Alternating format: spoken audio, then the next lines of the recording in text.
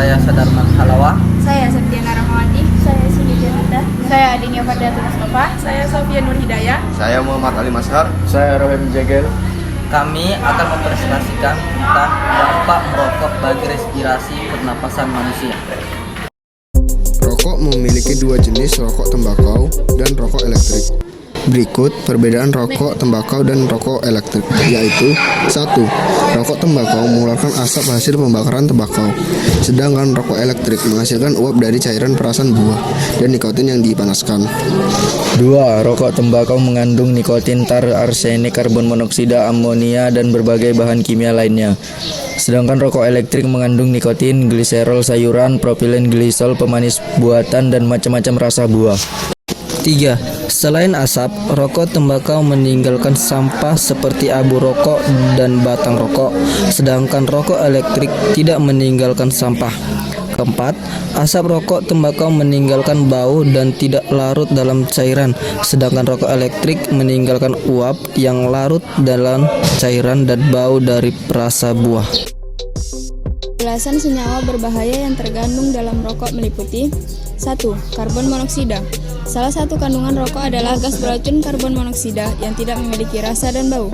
Jika menghirup gas karbon monoksida terlalu banyak, sel-sel darah merah akan lebih banyak berikatan dengan karbon monoksida dibandingkan oksigen. Akibatnya, fungsi otot dan jantung akan menurun. Hal ini akan menyebabkan kelelahan, lemas, dan pusing. Dalam skala besar, orang yang menghirup gas ini bisa mengalami koma atau bahkan meninggal. 2. Nikotin. Kandungan rokok yang paling sering disinggung adalah nikotin yang memiliki efek candu. Nikotin berfungsi sebagai perantara dalam sistem saraf otak yang menyebabkan berbagai reaksi, termasuk efek menyenangkan dan menenangkan. Nikotin yang dihisap perokok akan terserap masuk ke aliran darah, kemudian merangsang tubuh untuk memproduksi lebih banyak hormon adrenalin sehingga menyebabkan peningkatan tekanan darah, denyut jantung, dan pernapasan. Tar. Kandungan rokok lainnya yang bersifat karsinogenik adalah tar. Tar yang terhirup oleh perokok akan mengendap di paru-paru. Timbunan tar ini beresiko tinggi menyebabkan penyakit pada paru-paru, seperti kanker paru-paru dan emfisema. Tidak hanya itu, tar akan masuk ke peredaran darah dan meningkatkan resiko terjadinya diabetes, penyakit jantung, hingga gangguan kesuburan. Tar dapat terlihat melalui noda kuning atau coklat yang tertinggal di gigi dan jari, karena tar masuk secara langsung ke mulut. Zat berbahaya ini juga dapat mengakibatkan masalah gusi dan kanker mulut. Hidrogen sianida. Senyawa racun lainnya yang menjadi bahan penyusun rokok adalah hidrogen sianida. Hidrogen sianida juga digunakan dalam industri tekstil, plastik, kertas, dan sering dipakai sebagai bahan pembuat asap pembasmi hama. Senyawa ini bisa mencegah tubuh menggunakan oksigen dengan baik dan dapat membahayakan otak, jantung, pembuluh darah, dan paru-paru. Efek dari senyawa ini dapat menyebabkan kelelahan, sakit kepala, dan mual, hingga kehilangan kesadaran. 5. Benzena. Benzena merupakan residu dari pembakaran rokok. Paparan benzena dalam jangka panjang dapat menurunkan jumlah sel darah merah dan merusak sumsum tulang, sehingga meningkatkan risiko terjadinya anemia dan pendarahan. Selain itu, benzena juga merusak sel darah putih sehingga menurunkan daya tahan tubuh serta meningkatkan risiko terkena leukemia. Formaldehida. Formaldehida merupakan residu dari pembakaran rokok. Dalam jangka pendek, formaldehida mengakibatkan iritasi pada mata, hidung, dan tenggorokan. Dalam jangka panjang, formaldehida dapat meningkatkan risiko kanker nasofaring.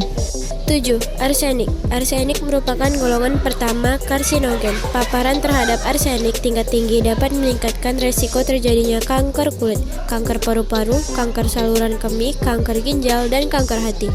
Arsenik terdapat dalam rokok melalui pestisida yang digunakan dalam pertanian tembakau. 8. Kadmium.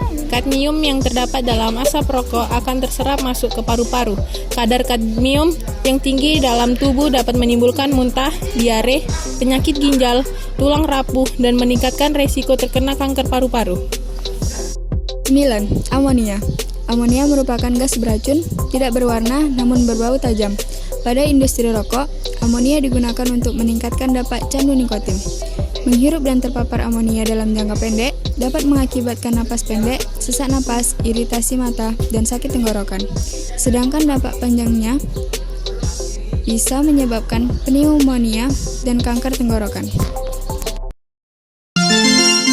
Berhentilah untuk merokok sebelum rokok memberhentikan harapan hidupmu. Janganlah ada rokok di antara kita. Rokok membunuhmu, tapi aku mencintaimu. Sekian penjelasan dari kelompok kami. Lebih kurangnya kami minta maaf dan kami akhiri. Wassalamualaikum warahmatullahi wabarakatuh.